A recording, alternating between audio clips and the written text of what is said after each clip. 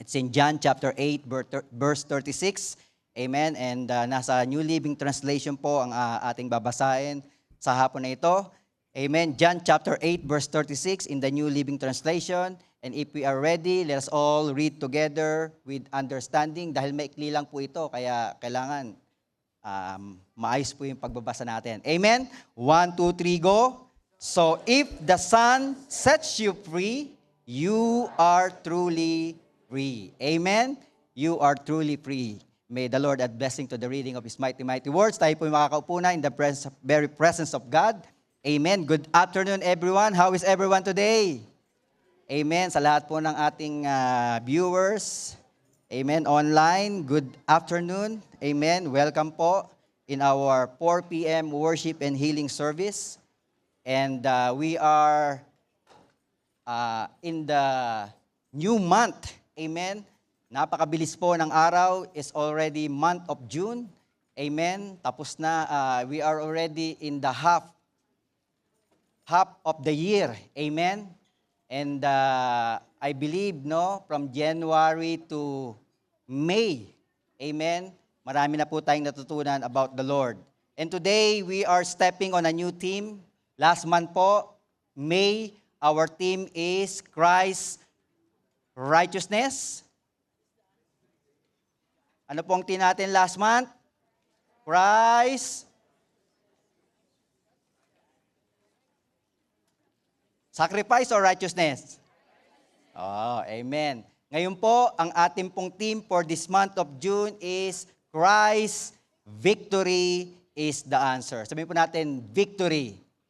Amen. Christ's victory is the answer, and its subtitle po niya is Breaking Free from Bondages. Amen. Kaya nga po, ang ating pag-aaralan po sa hapon na ito, amen, the things that we're going to study this afternoon is about breaking free from bondage. Amen.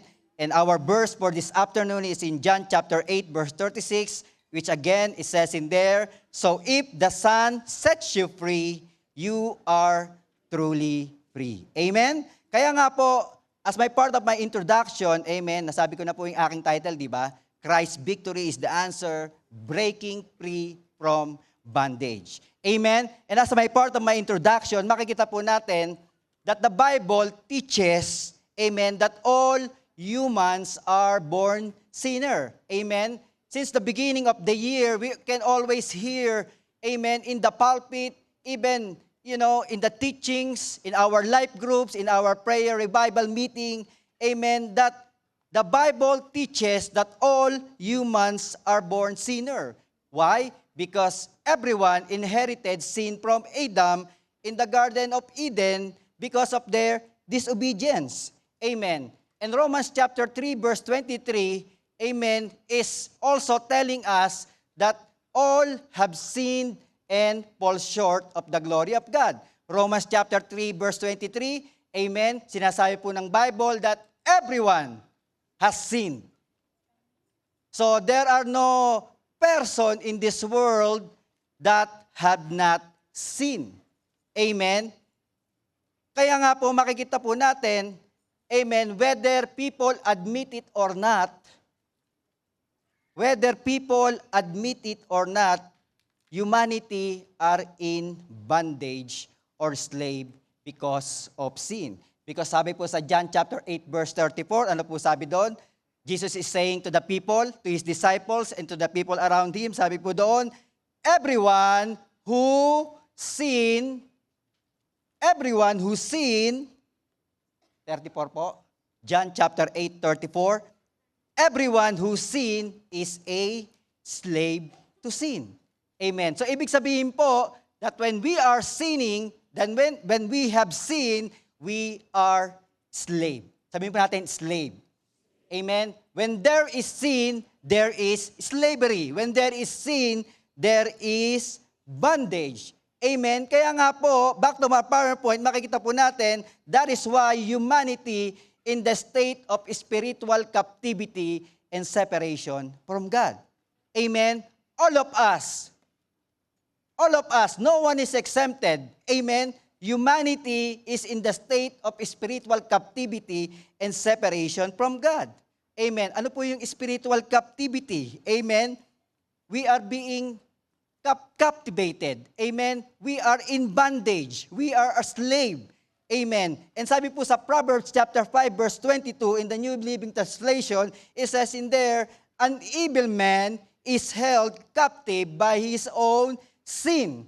Amen. Proverbs chapter 5 verse 22 in the New Living Translation, it says in there, his own iniquities entrap the wicked man. Sabi po sa New Living Translation, sabi po, amen, it is your sin, it is an evil man is held captive by his own sins. They are ropes that catch and hold him. That's why humanity, amen, is in the state of spiritual captivity. And even we are separated from God. Because the Bible declares in Isaiah chapter 59 verse 2, in the New Living Translation as well, sabi po doon, it is your sin that cuts you off from God. Isaiah chapter 59 verse 2, it is your sin that cuts you off from God.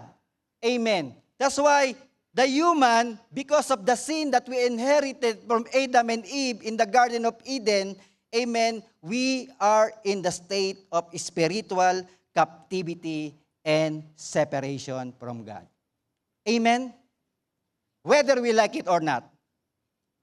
Kaya nga po, I believe one of the reasons why Jesus Christ came, amen, one of the reasons why Jesus Christ came to earth to die on the cross, amen, to give His life for each and every one of us. After 3 days, He need to rise again. Amen. So that people can be set free from this captivity and restore the relationship that once were broken. Amen. Anyone who believes in Him will restore their relationship and will be released from their captivity. You know, in the Bible, there are some biblical truths that affirms that only Jesus Christ is capable of setting us free from this bondage. Amen? Sabi po sa Bible, in Isaiah chapter 61 verse 1, in the New Living Translation, it says in there, the Spirit of the Lord, of the Sovereign Lord is upon me, for the Lord has anointed me to bring good news to the poor. He has set me to comfort the brokenhearted and to proclaim that captives will be released and prisoners will be released, will be freed. Amen? So, the Lord Jesus Christ, anyone who believes in Him, all captives will be released and prisoners will be released, will be freed. Amen. Also, in Galatians chapter 5 verse 1, it says in there, in the New King James Version, it says in there, stand fast, therefore, in the liberty by which Christ has made us free. Amen. And do not be entangled again with the yoke of bondage. Amen. It is the Lord Jesus Christ, the reason why He came to earth, amen, for us to be made free. Through Christ, we can be made free from these bondages. And the Bible is saying that once we are freed, we should not be entangled again by the yoke of the bondage. And in last verse that I can share to you, amen, another biblical truths that we can see, it is in Romans chapter 8 verse 2, amen, in the NIV version, it says in there, because through Christ Jesus, the law of the Spirit who gives life has set you free from the law of sin and death. Amen. It is the Lord Jesus Christ who is only capable of setting us free from any slavery of sin and every bondages of sin. Amen. Now, we always hear bondage. Amen? What do we mean by bondage? Pag sinabi natin, we are in bondage. Ano ba pag sinabi natin bondage? How do we define bondage? Amen? According to this sentence here, sabi po doon, bondage is any condition that keeps a person in captivity or imprisonment. Amen? Sabihin po natin, bondage. When we talk about bondage, a bondage is any condition that keeps a person in captivity or imprisonment. So when you say you are in bondage, amen, you are in captivity, you are in prison, you are held captive. Amen, nakakulong ka. Sabi nga nila, when you are in handcuffs, it means you are in bondage. And the Bible is saying, amen, that who sinned are in bondage. Who sinned are slave to sin. Amen? Kaya nga po, makikita po natin, the word bondage is very important for every believer to understand.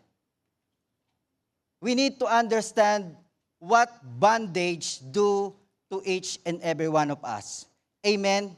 We need to perceive, we need to understand that bondage is a serious issue of life. Understanding what bondage do to people, both physically and spiritually, are very damaging. Let me give you an example. Amen? Imagine a person who is locked up on a prison cell. Amen? Sabi nila, according to the study, a person who was brought to a prison cell, amen, undergo stages of emotional and psychological distress. Ang taong kinulong, amen, they experience different stages of emotional and psychological distress. Sabi po nila, according to study, the first thing that they will experience when they being put into prison is what they call isolation. Sabi po natin, isolation. Amen? When a person was being imprisoned, they will experience isolation. Ano po yung isolation? Amen? We know that prison are designed for isolation, right? Which can lead to depression, stress, and anger. When you are being isolated, amen, stress, fear, anger, depression will come into you. And then, after that, when all these things comes to you, then the next stage that will happen to them is they will have mental problems. Sabi po natin, mental problems. Amen? After they experience depression, stress, anger, syempre, isip ka ng isip, right? There's so many things that's happening in your mind, then they will have mental problems. And then, after they receive mental problems, magkakaroon sila ng fear and anxiety. Sabi mo natin, fear and anxiety. Amen? Once we are being, our mind is bombarded by so many things, amen, then fear and anxiety will come in. Mind will filled with negative things. Mind will filled with fear. Mind will filled with, anxiety. And then, the last stage that will happen to them is they will have loss of control. Sabihin natin, loss of control. They will loss of control. People who are being imprisoned will lose control over their life. Kaya nga po, sabi nila, according to study, the leading cause of death in prison or jail is suicide. They lost control of their lives. That's why being in bondage, being imprisoned, has a tremendous negative effect on a person. And the Bible is saying that when we sin, when there is sin, amen, people become spiritual captivity. Amen? And for people who are in spiritual captivity, it experience the same thing as the person who are physically being imprisoned. Imagine, amen, that when we are in bondage, imagine, amen, the damage that can do to every people who are in captivity. Kaya nga po, ano po mangyayari? When our people is in bondage, sabi po natin kanina, it starts with isolation. Yes, it starts with isolation. On my next PowerPoint, makikita po natin, sabi po sa Bible, in Proverbs chapter 18 verse 1, in the New King James Version, marami po tayong verse ngayon. Amen? We have a lot of verses. Sabi po sa Proverbs 18 verse 1, in the New King James Version, basahin po natin, a man who isolates himself seeks his own desire, he rages against all wise judgment. Amen? The Bible here is saying that when you isolate yourselves, amen, nagkakaroon po tayo ng selfish desire.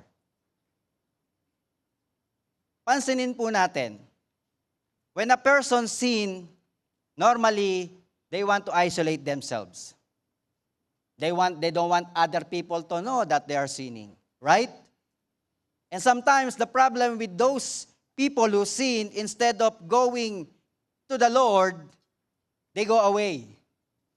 They isolate themselves. And the Bible is saying that when we start isolating ourselves, the selfish desire starts to kick into our lives. Nagkakaroon po tayo ng selfish desire. Now, when the selfish desire comes, makikita po natin in James chapter 3 verse 16, ano naman sabi po doon? For where envy and self-seeking, pag ginaya po natin, basahin po natin self-seeking. Amen? When we talk about self-seeking, it is the same thing as who seeks himself. Selfish desire. They're all the same. Amen? And the Bible is saying in James chapter 3:16 that when envy and self-seeking exists, ano pong nangyayari sa isang tao? Amen? They will have confusion and every evil thing are there. So when you are isolating yourself, when you become self-seeking, when you become self-centered, when you are self-seeking, confusion and every evil thing are in there as well. Amen? Now, when evil things are there, ano po mangyayari? Galatians chapter 5 verse 19, in the New Living Translation, it says in there, when you follow the desire of your sinful nature, eto na yung sinful nature, pumasok na, it's in there na, what are gonna be the result? Ano na yung gagawin mo sa buhay mo? What are the things that you're gonna do? Amen. The results are very clear. Sexual immorality, impurity, lustful pleasures, idolatry, sorcery, hostility, quarreling, jealousy, outbursts of anger, selfish ambition, dissension, division, envy, drunkenness, wild parties, and other sins like this. Let me tell you again, as I have before, that anyone living that sort of life will not inherit the kingdom of God. And then, the final stage. Because of this, people will be lost. They will be out of control. And the Bible declares in Ezekiel chapter 18 verse 4, amen, it says in there, for all people are mine to judge. God is saying, I am the one who will judge the people, both parents and children alike. And this is my rule. The Bible says, God says, the person who sins is the one who will die. And we are not talking about here physical death. We are talking spiritual death. That's why the Bible says, amen, in Romans chapter 6 verse 23, for the wages of sin is death. Amen? When we talk about wages, ito na yun eh. This is the final. For example, you work. Amen? After you work, that's the only time you will get your wages. You will not get your wages while you are working. Right? And it's the same thing here. Amen? After we sin, then comes death. That's why being in bondage should be a big deal to each and every one of us. We should not take for granted the word bondage. Amen. Because the sin seeks to keep people in bondage. That's the only thing that sin will do to each and every one of us. We are going to be in bondage. Amen? Kaya nga po, bondage is very important to know. Kaya nga po, this afternoon, there are 3 forms of bondage. Alam niyo po ba ang mga klase ng bondage? Amen? And if you are not know yet, amen, this is a good day, amen, for us to learn what are the forms of bondage. Actually, there are 3 forms of bondage. Unang-una po is what we call spiritual bondage. Sabihin po natin, spiritual bondage. Amen? There are spiritual bondage. Ano po yung spiritual bondage? Spiritual bondage keeps individual, amen, dominate by sin and hindering relationship with God. Because of spiritual bondage, amen, we cannot see what God is doing in our lives. People cannot see what God is doing in their lives because of spiritual bondage. Amen. This is the most dangerous form of captivity because spiritual bondage affects a person's soul and it affects also our eternal destiny. Amen? That's why spiritual bondage is the most worst and dangerous form of captivity. Ano po mga example ng spiritual bondage? Amen? Maybe, it's a good thing to know today. Unang-una pong effect ng spiritual bondage to a person, it is enslavement to sin. Sabi ba natin, enslavement. Enslavement to sin. When we are in spiritual bondage, when a person is in spiritual bondage, they are enslaved to sin. Amen. And sin makes a person slave to the devil and be separated from God eternally. In Romans chapter 6 verse 16a, sabi po doon, don't you realize that you become the slave of whatever you choose to obey? Amen. You can be slave to sin, which leads to death, or you can choose to obey God, which leads to righteous living. Amen. When we are slave to sin, makikita po natin, we are having a spiritual bondage. Another spiritual bondage that we can see is about idolatry. Sabi mo na idolatry. When we talk about idolatry, it is a spiritual bondage. Ano po yung idolatry? Serving other gods. Amen? In place of God. And when a person serve other gods, other than the true God, amen, they are in spiritual bondage. In Galatians chapter 4 verse 8 in the New Living Translation says in there, before you Gentiles knew God, you were slaves to so-called gods that do not even exist. How do we know that we are idoling someone, that we are, committing idolatry? How do we know? Simple lang naman po yan. Sabi ng Lord, He is to be number 1.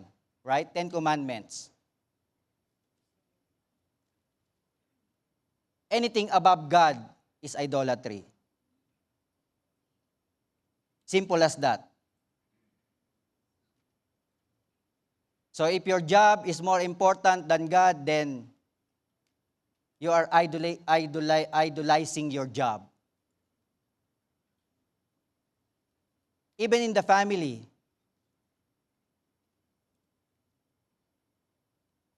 Anything above God is an idolatry. Kaya nga po, idolatry is a spiritual bondage. Next is, a person who is in spiritual bondage is when there is a demonic oppression. Amen? People who are involved in witchcrafts, sorcery, ancestral covenants,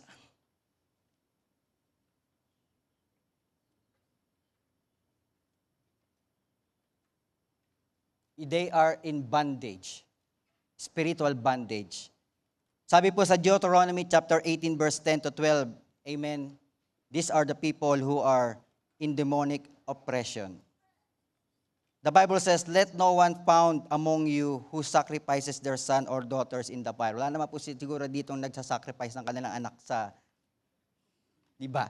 Over naman masyado. Pero, these things happen in different parts of the world. And the Bible says, no one found among you who sacrificed their son or daughter in the fire, who practices divination or sorcery, who interprets omens, engage in witchcraft, or cast spells, or who is a medium or spiritist, or who consults the dead. Anyone who do these things is detestable to the Lord. Because of these same detestable practices, the Lord your God will drive out of these nations before you. Amen? Yung mga practices na to, sino po rito yung nag-spirit of the glass? Katuwaan lang. Ako nung high school, loko eh. Pero hindi pa ako born again noon. Sino po yung mga nagpapatawas dyan? Yung mga meron pa ritong bilog-bilog. Meron pa ng mga tago. Right? Those are demonic oppression. That's why it's very, very important that we need to know all this, because before we don't know it. No one's teaching us. Right? My lola, all of my lola are, they are, ano bang ginagawa nila? Nagtatawa sila. Ano ba sa English noon? I don't know. Pero, yun, di ba, if you're not feeling well, like if you have back pain or, there's something wrong with your body, right? You bring to albularyo and then they'll bali-bali your likod. And then, may tubig pa, tapos meron pang kandila, papatak-patak pa dyan, tapos magpo-form pa ng kung ano-ano, ito ka. But we don't know all those things before. But now, amen, those are demonic oppression. They are spiritual bondage. Yung mga horoscope.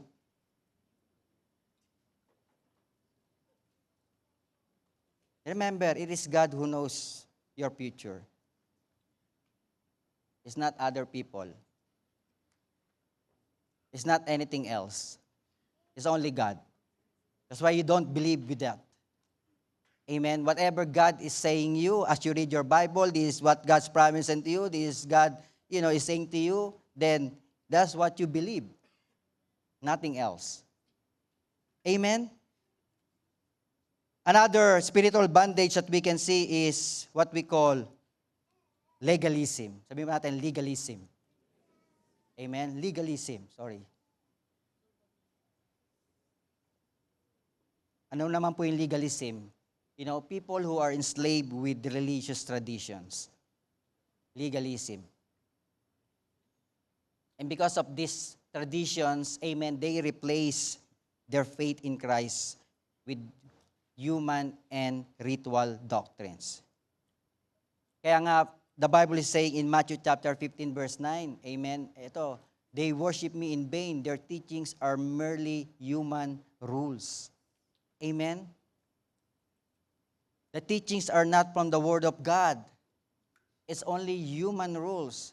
Kaya nga po, our prayer minsan, all the time here in the pulpit, amen, as we teach the Word of God, as we preach the Word of God, not from the enticing word of man's wisdom, amen, but only through the demonstrating power of our God. Because these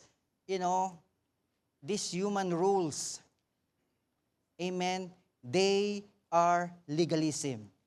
They are spiritual bondage. Amen?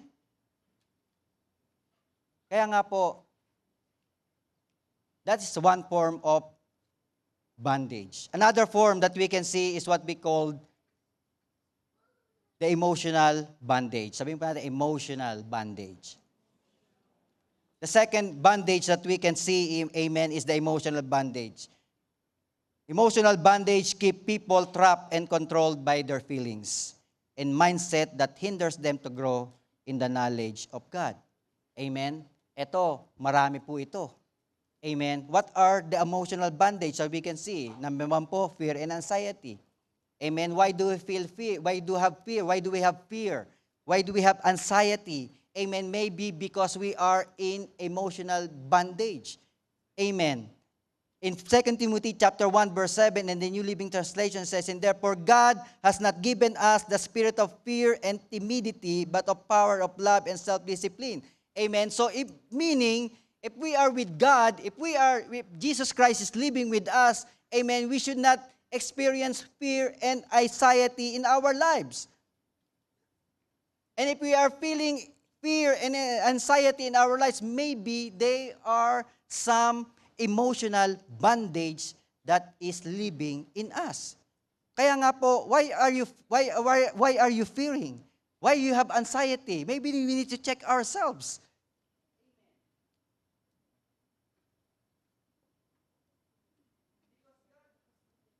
Because God said, amen, those who belongs to Christ, amen, should have the spirit of power, of love, and self-discipline, not fear, not anxiety. That's why we need to check ourselves. Another emotional bondage, makikita po natin, there's depression and hopelessness. Those people who have depressions and hopelessness, amen, there is emotional bondage in them. A lot of people suffer from depression due to past experiences, due to loss, due to failure.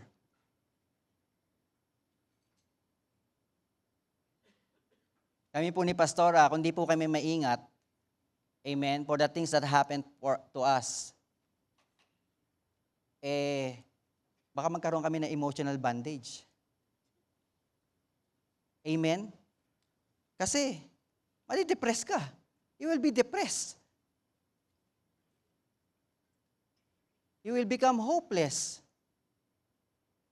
It doesn't mean that, you believe in God. It doesn't mean that you believe in Christ, you accepted the Lord Jesus Christ, you will not experience them. You will experience them. And the problem is, if you allow those bondages, amen, to overtake you, if you allow those sins to overtake you, amen, then you will become in bondage. It's okay, amen, to experience all those things but it should not manipulate you. It should not, make you stop doing the things of God. Amen. We are all human. It's natural to experience them. It's natural, amen. But we cannot be in bondage. Amen. That's why the Bible says in 1 Peter chapter 5 verse 7 in the New Living Translation, "Give all your worries and cares to God, for He cares about you." Amen. That's why when worry comes in, when hopelessness comes in, what you gonna do? You give it to God. Simple as that. Because you cannot handle it. No one can handle it. No one can handle loneliness. No one can handle depression. No one can handle hopelessness. It's only God. That's why when all those things come in, then, instead of us have an emotional bondage, then we give it to God. Because the Bible says, give it to Him anyway. Give all your worries and cares to God. Do you have a problem? Give it to God. And tell to the Lord, Lord, sabi mo, give it to you, then it's yours. Thank you, Lord. I can have joy. I can have peace. Even though there's problem around me. Amen? Another emotional bondage, rejection and low self-esteem. Amen? A lot of young people experience this. Rejection and low self-esteem. A lot of young people feeling unloved. A lot of young people feeling unwanted.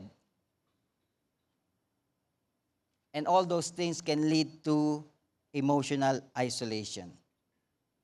That's why do not allow that emotional bondage come into your lives.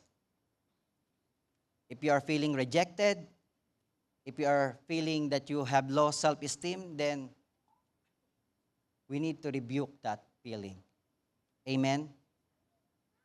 Because the Bible says in Psalms chapter 27, verse 1, in the NIV version, though my father and mother forsake me. Amen? It says, the Bible says, the Lord will receive you. Kaya, don't worry about rejection. Young people, sabi ng Bible, no? Kahit yung magulang mo, yung tatay mo, reject you, even your friends reject you, everyone rejects you, forsake you, don't worry. The Lord will receive you. And that is what matters anyway. Amen? Do you think your friends can give you joy? Do you think your friends can give you peace? Do you think the people around you can give you satisfaction? No, they cannot. Because those people need as well joy, peace, and satisfaction. How can they give you the things that they don't have? Amen? You cannot give something that you don't have. Everyone needs it. Everyone needs joy. Everyone has a problem. Everyone has a difficulty in life. Everyone has troubles. Do you think they don't experience hopelessness? Do you think they don't experience rejection? Why trust them? Trust in the Lord. Amen? Because we know that God, amen, is the one who can really care and receive us. Another emotional bondage, anger and resentment. Sabi ba natin, anger and resentment. Amen? Sino po mga magagalat din dyan? Pwede naman magalit, di ba? The Bible says, amen, you can be angry. But in your anger, do not let the sun go down. Amen? Di naman sinabi ng Bible na bawal magalit. Pwede naman magalit. Even Jesus Christ, amen, become angry. But the Bible is saying, amen, do not let the sun go down while you're still angry. So before you sleep, kailangan nakapagpatawad ka na. Pinatawad mo ng asawa mo, honey, I forgive you. Amen?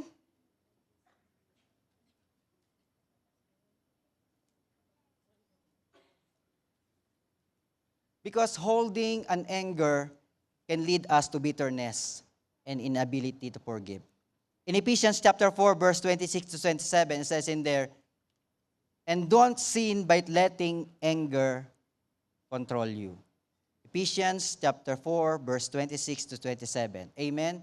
The Bible is not saying that, we are not allowed to get angry. We are allowed. But the Bible is saying, don't let anger control you. Amen? Don't let anger control you. Because when you are angry, you can do a lot of things. You don't think.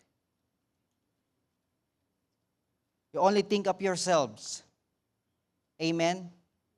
And the verse 27 it says in there, for anger gives a foothold to the devil. See? Pag nagagalit pala tayo, nakaabang na si Satan sa atin. Ito, nagagalit na.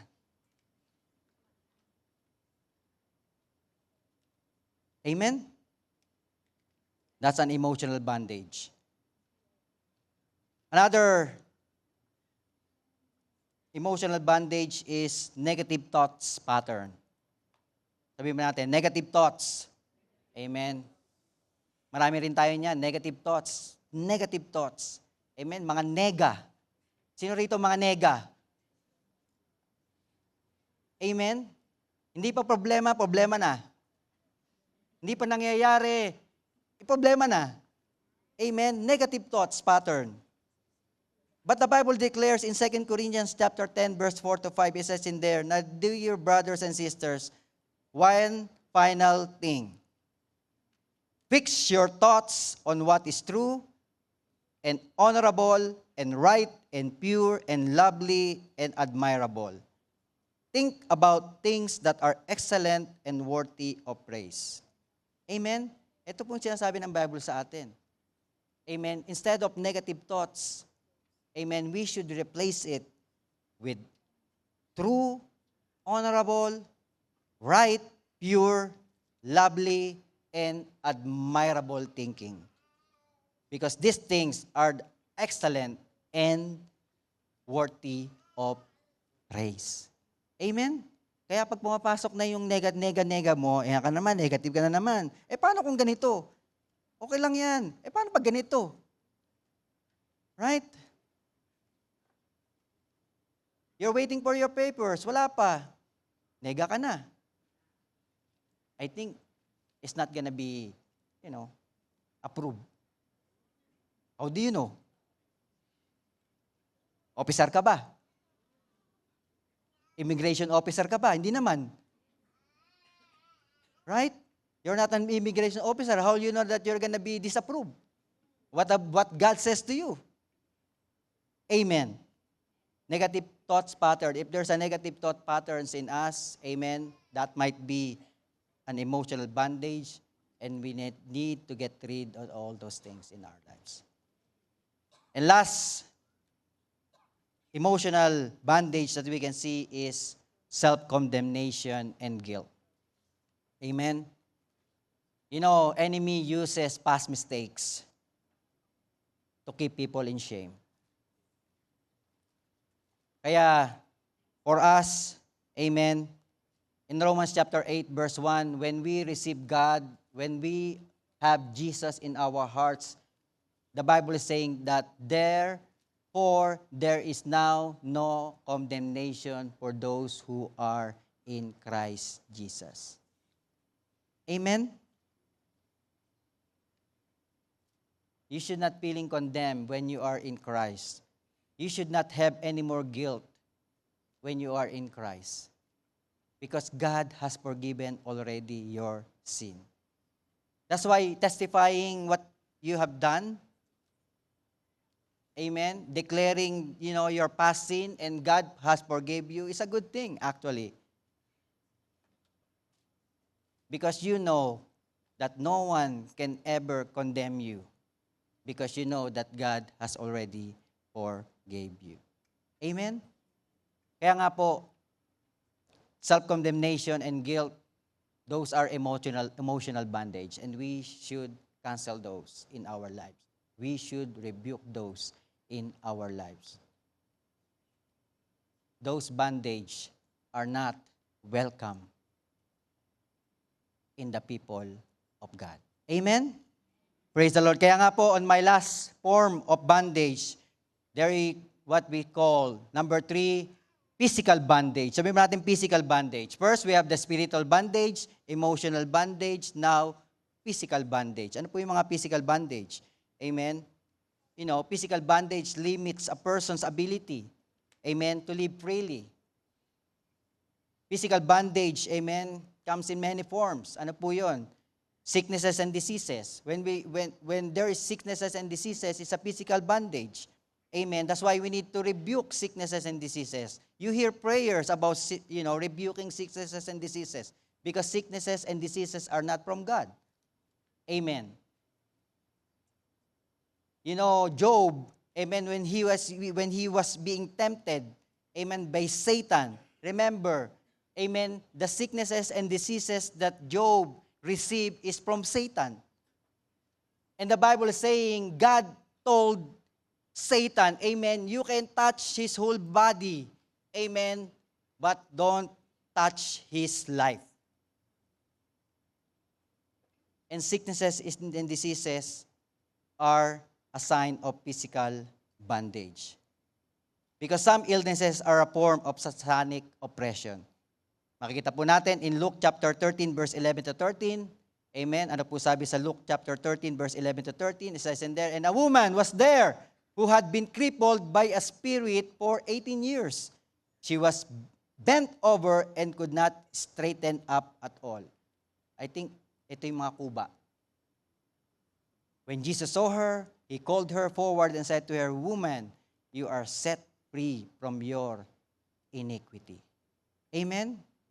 Kaya, if you feel something in your body, amen, rebuke it. Rebuke any sicknesses and diseases upon your physical body. Amen?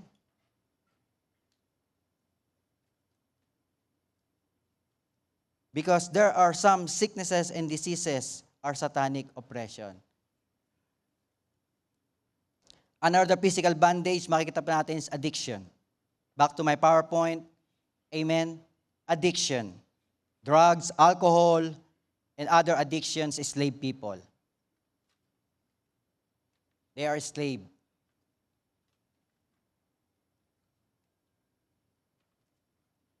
They cannot get away from it. And the Bible declares in 1 Corinthians chapter 6, verse 20, in the New Living Translation, it says in there, "For God bought you with a high price, so you must honor God with your body." Amen? That's why drugs, alcohol, cigarette, do they help our body? Di naman, di ba? Sabi nga nila, amen, when you smoke, instead of adding a minute in your life, you're taking away a minute of your life when you smoke. Is that godly? No. When you are drunk,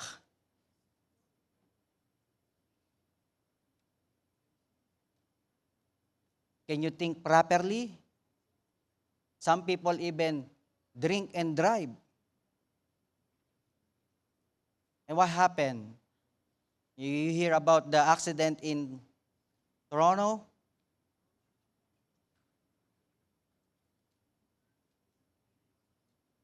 You know, van is just on the stop because it's red. They're just waiting for a green light.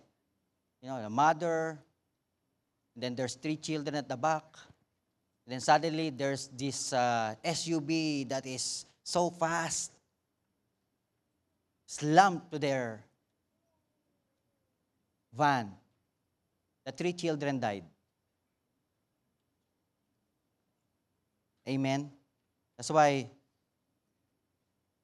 those are bondage. Addiction are bondage. Amen? Another physical bondage is sexual immorality. Amen? 1 Corinthians chapter 6, verse 18 in the New Living Translation, "Run from sexual sin." Amen? No other sin so clearly affects the body as this one does. See? Sexual immorality.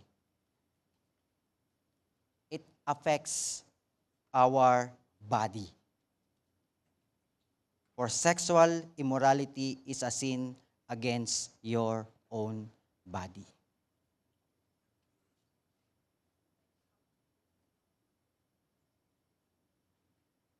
Another physical bondage, poverty. Amen?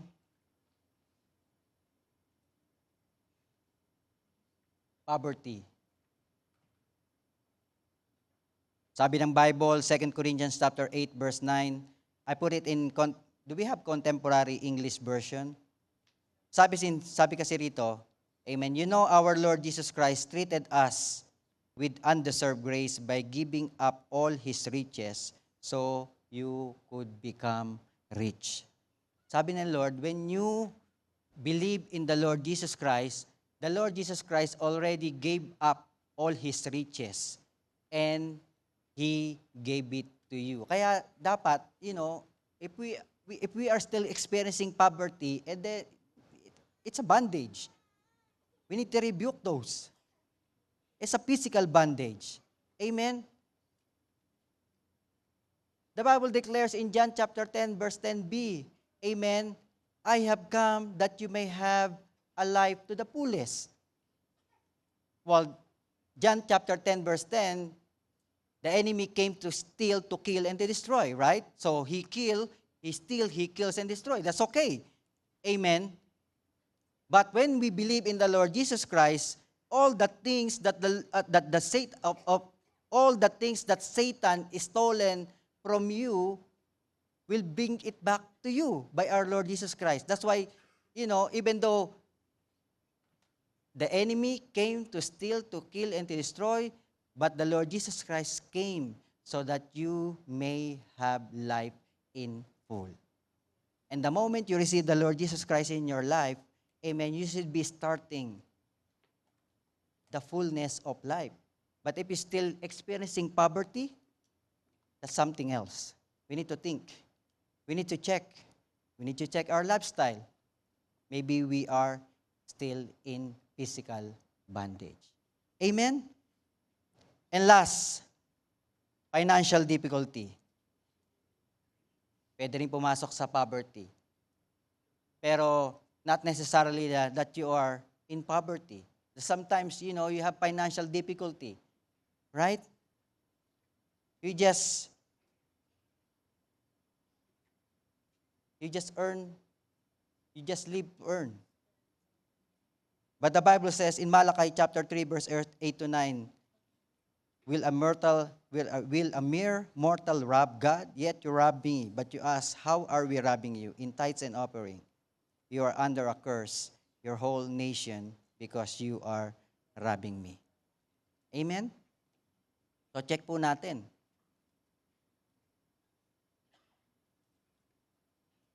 Because if we are not giving our tithes, then we are cursed. That's why kulang palagi.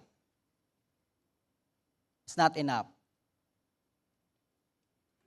You haven't received your paycheck yet. It's already been, ito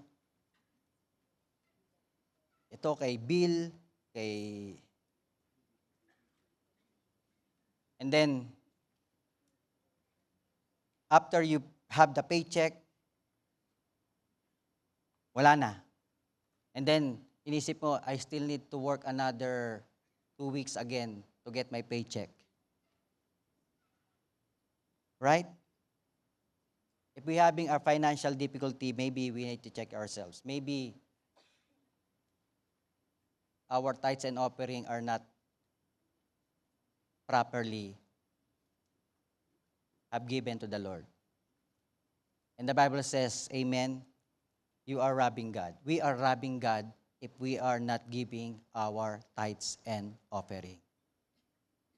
And there is curse on it. There is bondage on it. That whenever we did not give what is due unto God, we put curse in us. Sometimes people think that if I gave my tithes and if they gave their tithes and offering, they will lose something. No. Because the Bible says the more you give, the more you will receive. But the Bible says that if you will hold something that is due for God, the Bible says you are robbing God. And when you are robbing God, curse will come in, bondage will come in, physical bondage will come in. And if you want to experience financial breakthrough in your life, then you need to follow what God is saying. Amen? Remember, the Bible also declares that you cannot outgive God. Sabi nga nila, pressing together, running over. Blessings will overtake you. And if you want that physical bondage to go away in your life, then we need to give what is due to our God. Amen? Praise the Lord. Kaya nga po, I believe spiritual, emotional, and physical bondage prevent people from fulfilling God's purpose in their lives. Amen? We, as a children of God, should experiencing the fullness of the Lord. We should not be experiencing spiritual, emotional, and physical bondage. Those things may come, but it should not enslave us. Amen? But even though we are experiencing them, amen, there's a good news for each and every one of us. Jesus came to set the captives free. Sabi po sa Luke chapter 4 verse 18, amen? The Spirit of the Lord is with God, is on me, because He has anointed me to proclaim good news to the poor. He has sent me to proclaim freedom for the prisoners and the recovery of sight for the blind, to set the oppressed free. Jesus came, amen, for us to be set free from any forms of bandages. Amen? Kaya nga po, how can we break free? Mabilis lang po. How can we break free?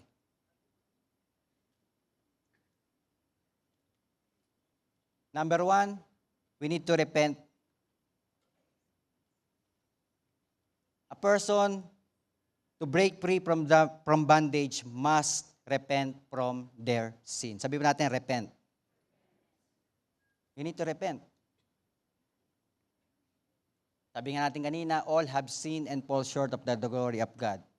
So, if there's bondage in us, spiritual, emotional, physical, then for sure, there are sin in our life. And we need to repent. Kayo lang po nakakaalam nun.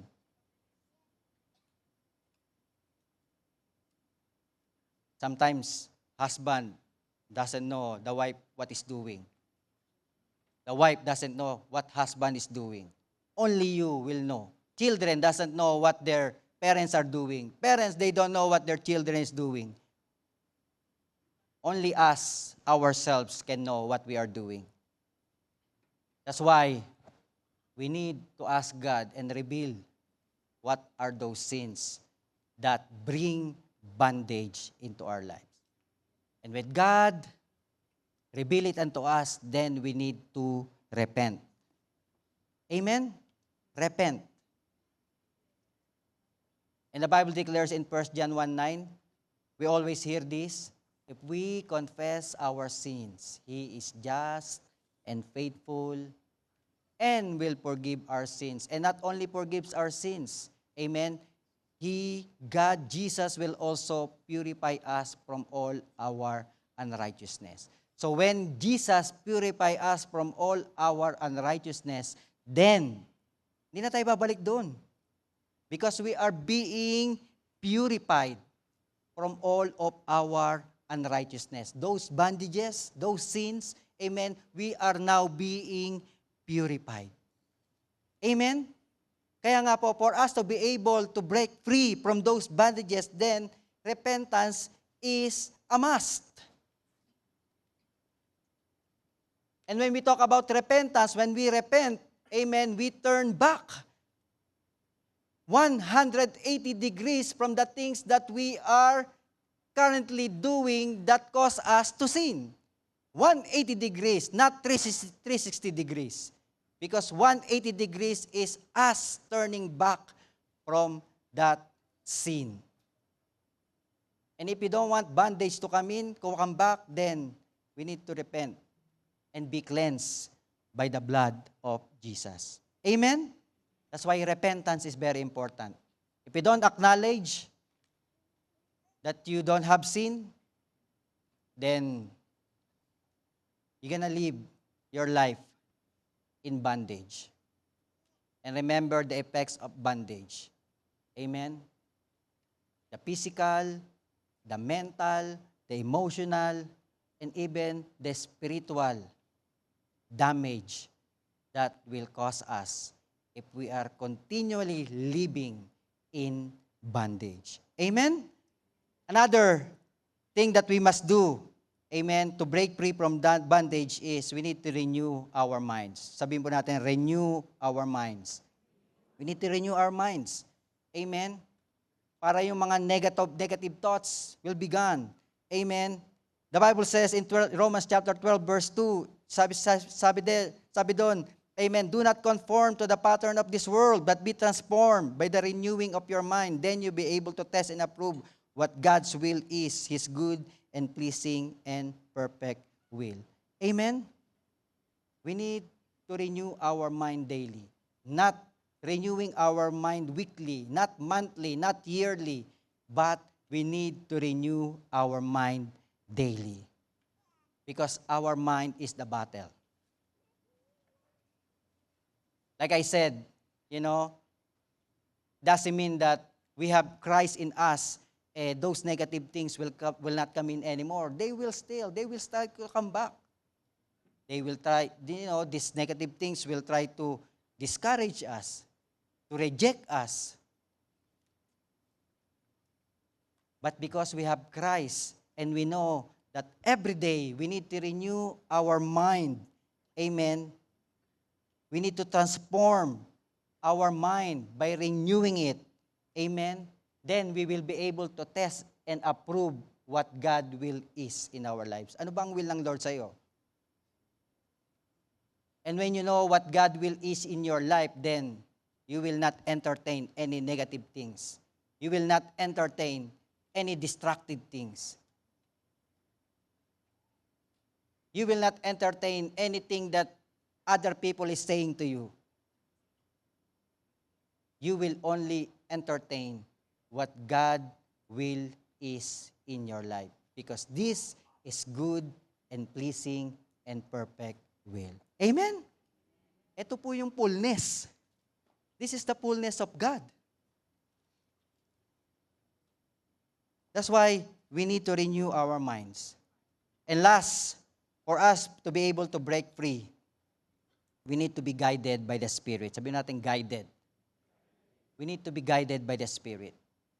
In other words, we need to walk by the Spirit. Amen? The Bible says in Galatians chapter 5, verse 16, in the New Living Translation, so I say, let the Holy Spirit guide your lives. Then you won't be doing what your sinful nature craves. Amen? Our sinful nature craves. We need to understand, amen, that our body composed of three bodies. Three things, right? We are spirit, we have the soul, and we have the physical body, our outer appearance. Amen?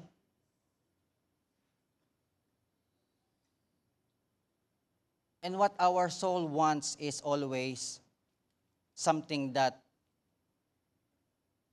gratify our wants, our flesh.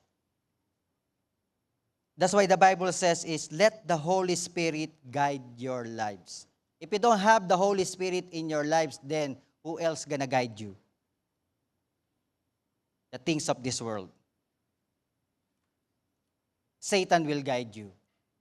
That's why it's very important that for us to be able to break free, amen, from these bondages, is we need to be always guided by the Holy Spirit.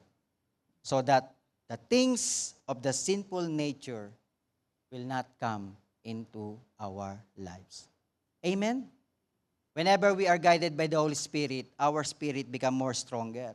Remember, amen, the fleshly desire is always there. When we receive the Lord Jesus Christ into our lives and ask for forgiveness from all our sin, amen, it doesn't mean that our sinful nature is already gone. It's still there. And the only way we can overcome those sinful nature is that our spirit will become more stronger than the sinful nature. Amen? That's why when the sinful nature wants this, because the spirit is more stronger, instead of doing those things, amen, you will not do it because your spirit is stronger. That's how it works. That's why if we're not reading our Bible, if we are not guided by the Holy Spirit, when the problem comes, then what are we going to do?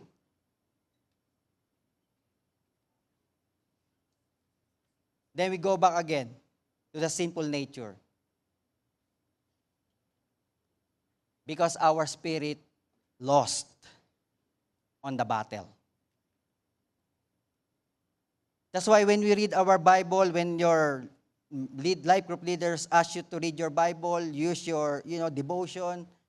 It's for us to be strong in the Spirit.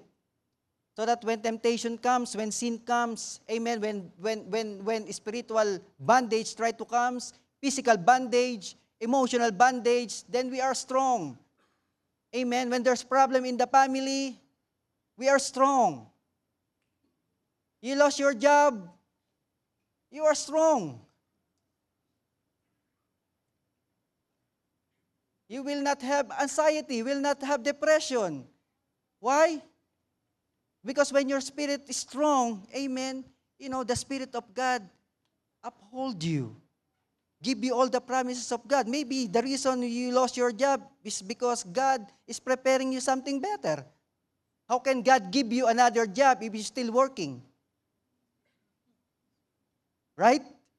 And sometimes us, Filipino, they love our work. It's like we want to work there forever. Right?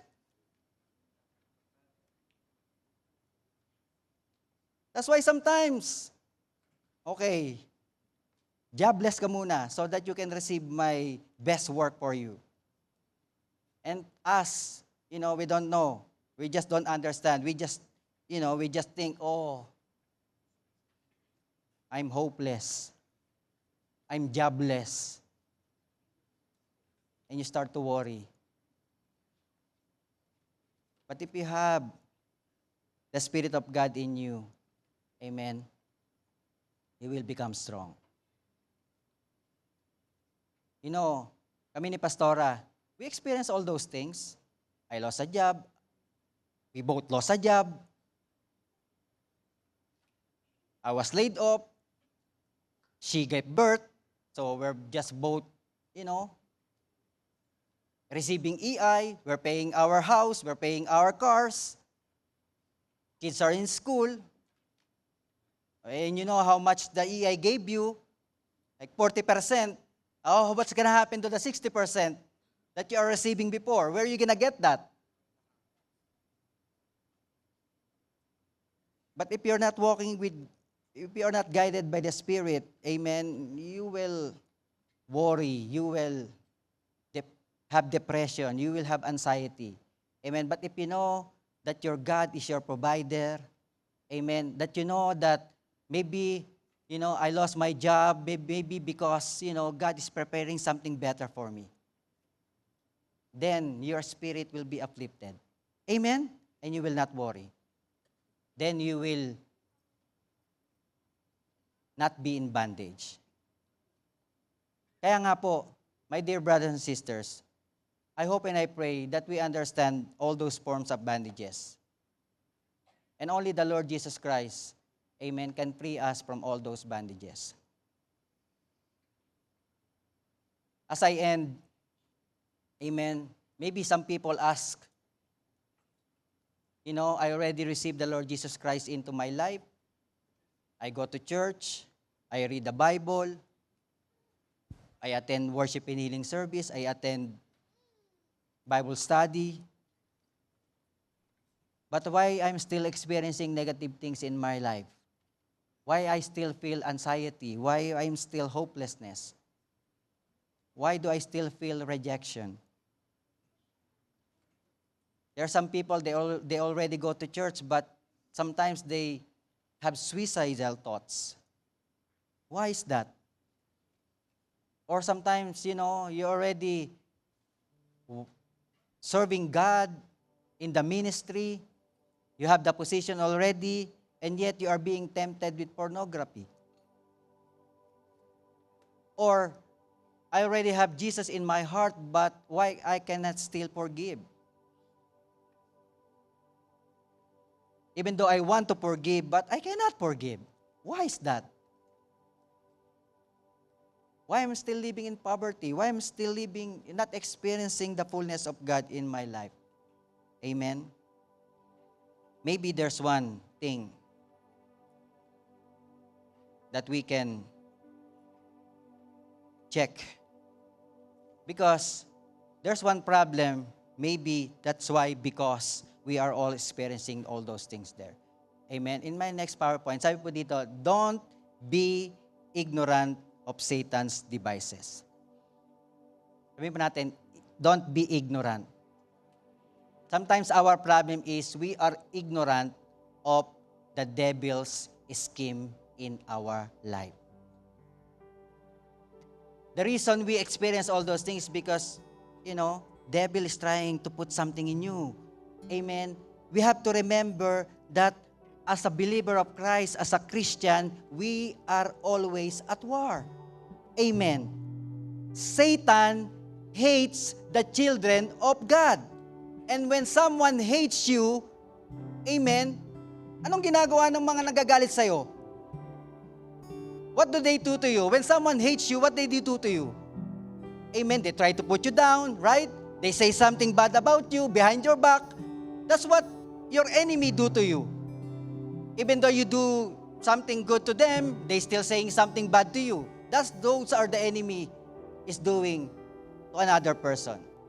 Is that the same thing that Satan is doing to the children of God? Amen? They want to destroy God's people.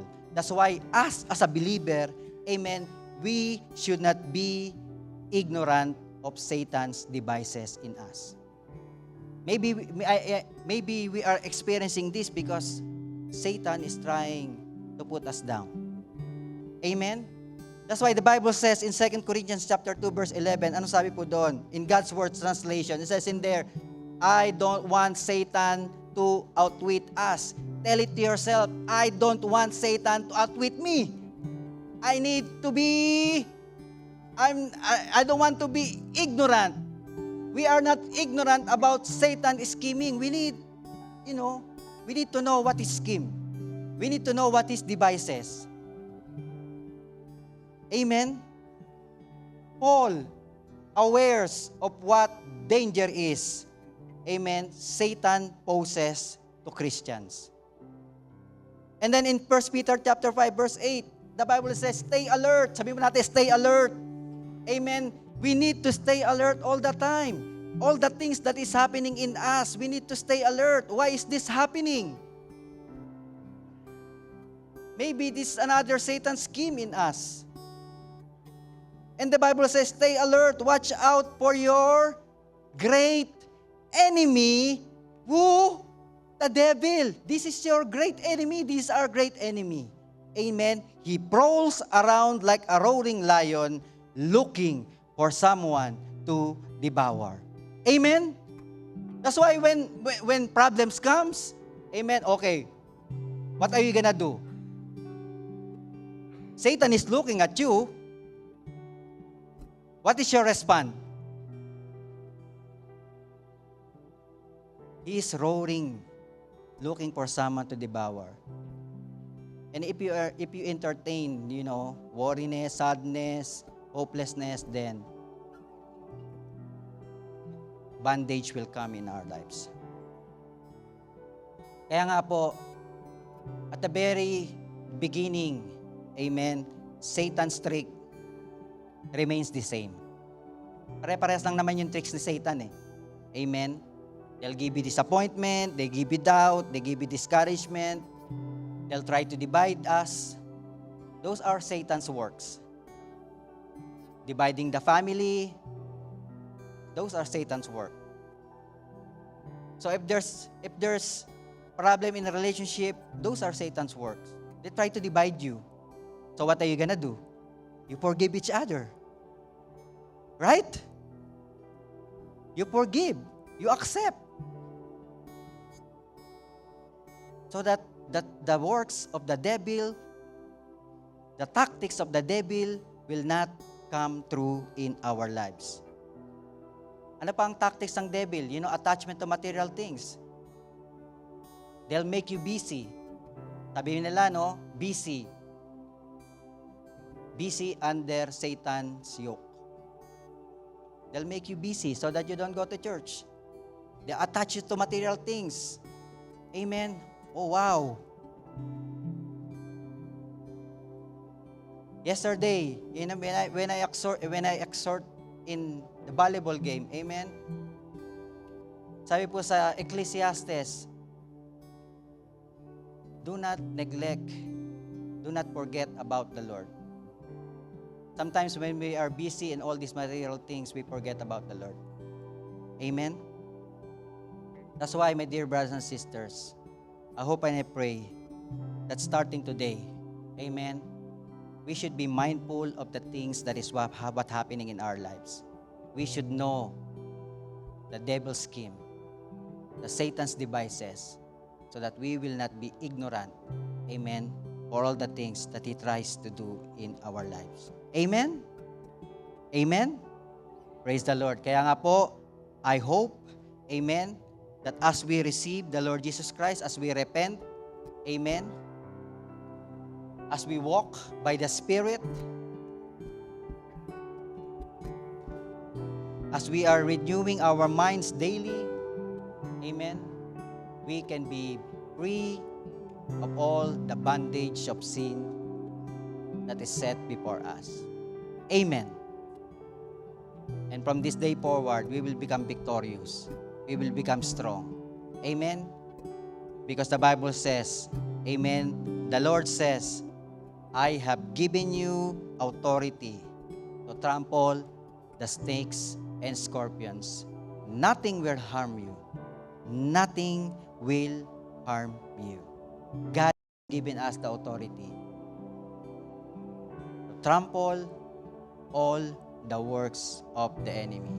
And we should not use that authority, amen, so that we can be victorious in every day of our lives. Amen? Praise the Lord. Kaya nga po, let us all stand up in the presence of God. Hallelujah. Hallelujah. Oh, hallelujah, hallelujah. Yes, Lord. I know we have many shortcomings, oh God. That's why today, Lord, hallelujah, for us to be able to break free in all these bandages, Lord. Maybe some areas of our lives, Lord, sin is holding us. We are being slaved by sin. We are being slaved, Lord, spiritually, emotionally, physically. Maybe we are feeling depressed. Maybe we are losing hope. Or maybe we are not interested in reading the Word of God. Or maybe we are still believing in demonic oppressions. That's why today, let us all confess our sins. If we want to be break free, we need to confess our sins. That's why this afternoon, I want you to bow down your heads and close your eyes and talk to God. Ask Him to reveal that sin that's still hiding in our hearts. It's only between you and God today.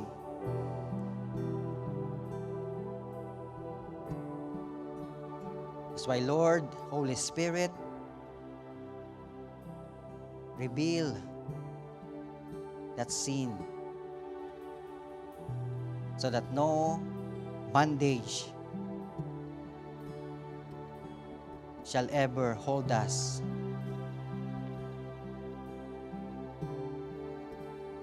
Hallelujah, hallelujah. Yes, Lord. Thank you, Lord, for your forgiveness.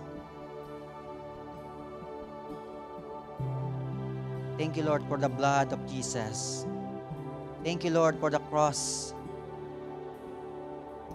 Thank you, Lord, for the resurrection that we have forgiven and cleansed us from all of our unrighteousness.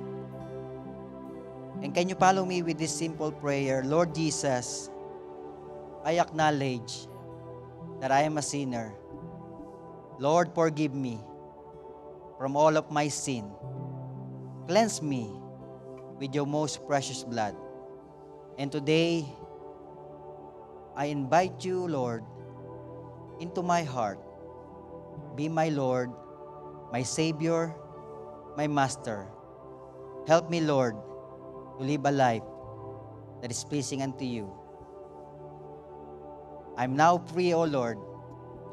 I declare that I am free indeed. In Jesus' name, Amen, amen. Tayo po ay kumanta. Hallelujah, hallelujah, hallelujah. Yes, Lord. Jesus, most beautiful name of all names. Jesus, the only name. Jesus, the only name that brings healing and strength. When I speak your name, mountains move, chains are loose. When I speak your name, when I speak your name, darkness flees. It has no hold on me. Jesus, Jesus, the most beautiful name that I know. You're the exalted one, Jesus. You have the power alone. You have the power alone. You lift the lowly one.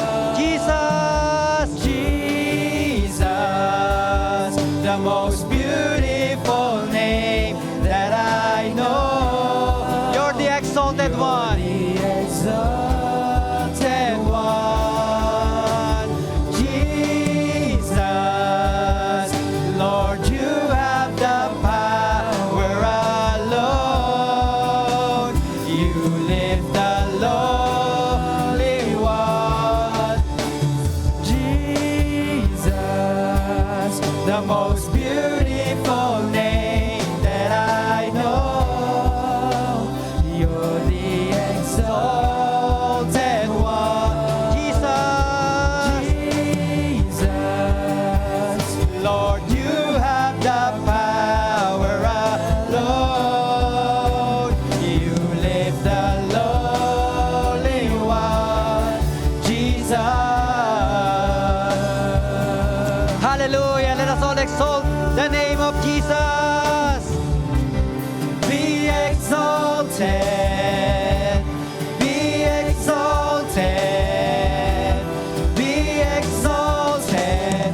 Higher and higher. Be exalted. Be exalted. Be exalted. Higher and higher. Be exalted.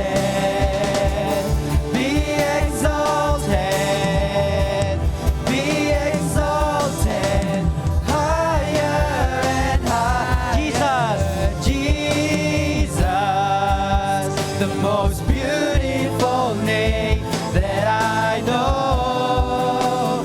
You're the exalted one. Jesus, Jesus, Lord, you have the power alone. You lift the lowly one. Jesus. You know, my dear brothers and sisters, we need to rebuke all those bondages that is our lives.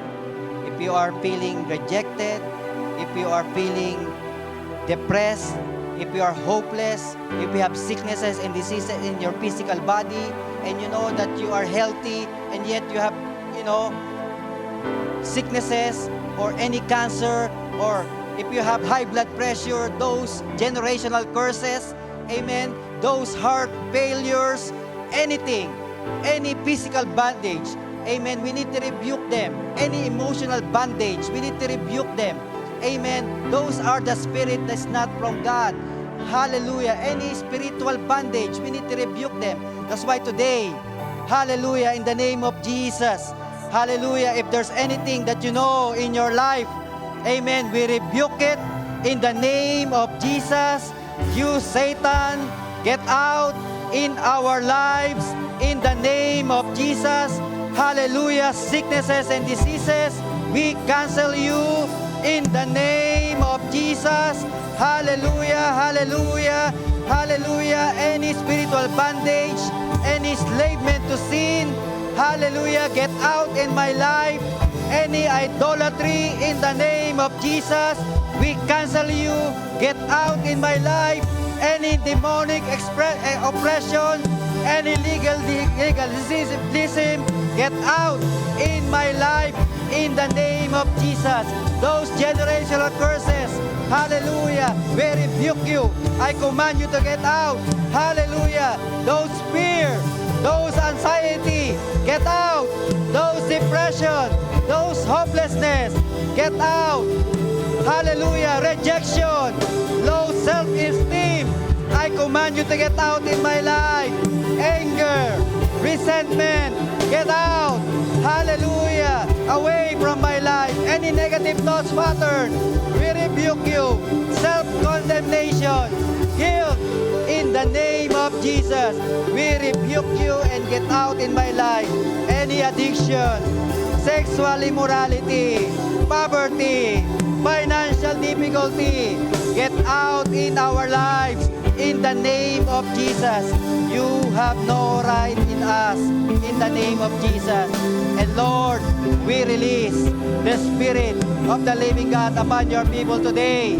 Hallelujah, in the name of Jesus. We receive healing. Hallelujah, we receive joy. We receive peace in the name of Jesus. We receive all the good gifts, hallelujah, that will come from above in the name of Jesus.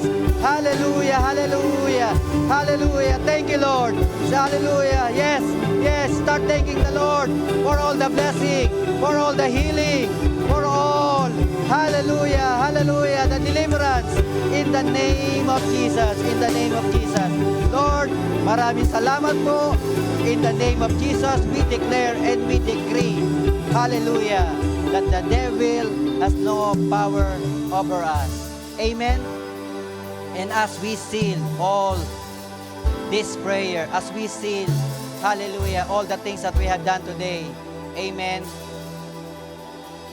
we will remember what the Lord Jesus Christ has done on the cross for us. Hallelujah. As we partake the Holy Communion today, amen, may we invite all the ushers to bring all the elements for our communion. You know, when the Lord Jesus Christ died on the cross, when He says, it is finished, it is finished. Satan cannot do anything anymore. The only way that he can do something on you is when you allow him. Kaya nga po sabi natin kanina, di ba? When there is sin, amen, Satan is at the door. Do not allow sin because, you know, all those things, anger, resentment, amen, they are footholds of the devil. So if we allow all these things to come in us, then we allow Satan to come in us. Amen? So it's our choice. It's our decision. Kaya nga po, when the Lord Jesus Christ says, it is finished, it is done, it's done. You have received already the perfect gifts. You already received the victory. You are not anymore in bondage. You are not anymore in slavery, but you are overcomer. You are victorious in Christ Jesus our Lord. Amen? That's why our Holy Communion is very important.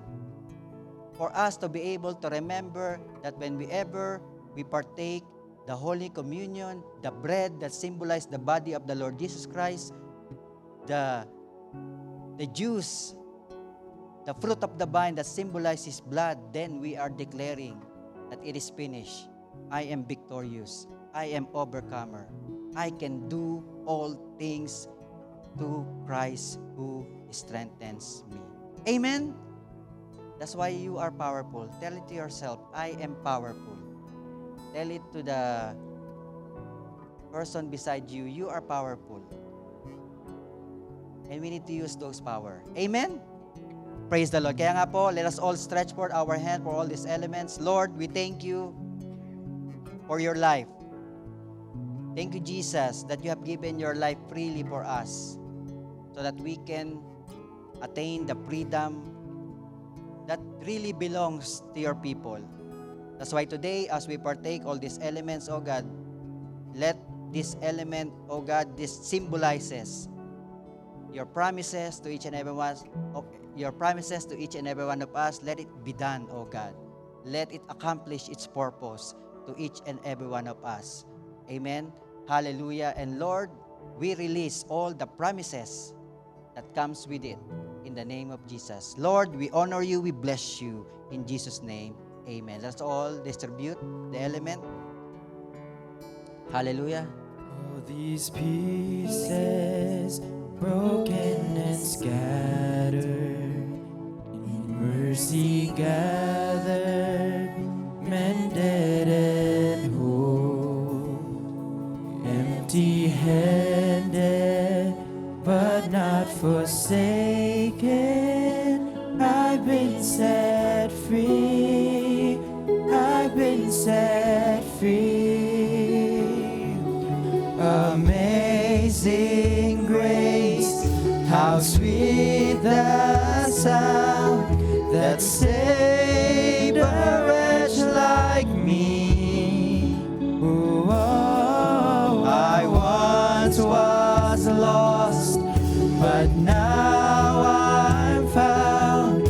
Was blind, but now I see. Amazing grace, amazing grace, how sweet the sound that saved a wretch like me. Oh, I once was lost, but now I'm found. Was blind, but now I see. Oh, I can see you now. Oh, I can see the love in your eyes, laying yourself down,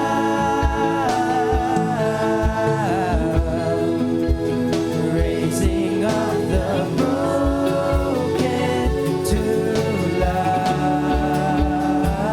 Hallelujah, hallelujah. Let us all partake of the bread that symbolizes the body of our Lord Jesus Christ.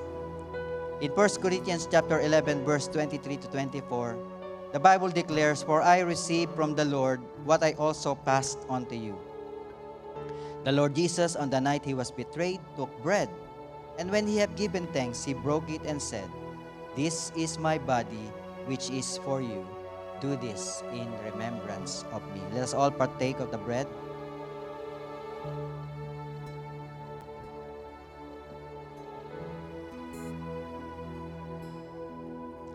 And as we lift up the fruit of the vine that symbolized the blood of Jesus that was shed on the cross of Calvary, in 1 Corinthians chapter 11, verse 25 to 26, in the same way after supper, he took the cup, saying, "This cup is the new covenant in my blood. Do this whenever you drink it in remembrance of me. For whenever you eat this bread and drink this cup, you proclaim the Lord's death until he comes." Let us all partake of the fruit of the vine. And let us all pray and thank God. Hallelujah. Lord, we thank you for your wonderful love to each and every one of us. That while we were still sinners, you died for us.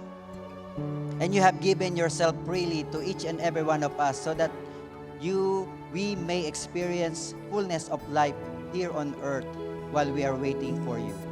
That's why, Lord, I pray that all your children who are here today, oh God, may you bless them indeed, Lord, exceedingly abundantly. May we all raise up our hand.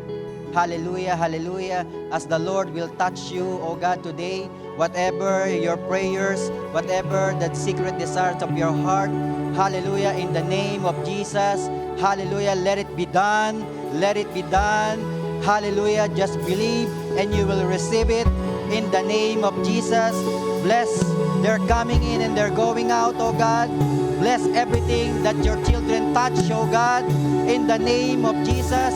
Bless their employer, bless their job, oh God. Let there be increase in promotion in the name of Jesus. And Lord, we release healing, oh God, not only healing from any sicknesses and diseases, we also release healing for any relationship, healing in our finances in the name of Jesus. Hallelujah, hallelujah, hallelujah. Yes, Lord, release all the benefits of the cross upon your people today. And lastly, oh God, as you are blessing us, Lord, tremendously and abundantly, let our lives be used as well for your glory alone. Let our lives be used, oh God, to reach more souls, our friends, our classmates, our co-workers, oh God. Hallelujah. Help us, oh God, to share the word, the good news of salvation, so that more people will be released from bondages in the name of Jesus, so that there more people will be released from any captivity of sin in the name of Jesus. Use our life, Lord, for your glory alone. That's why, Lord, we seal all these prayers.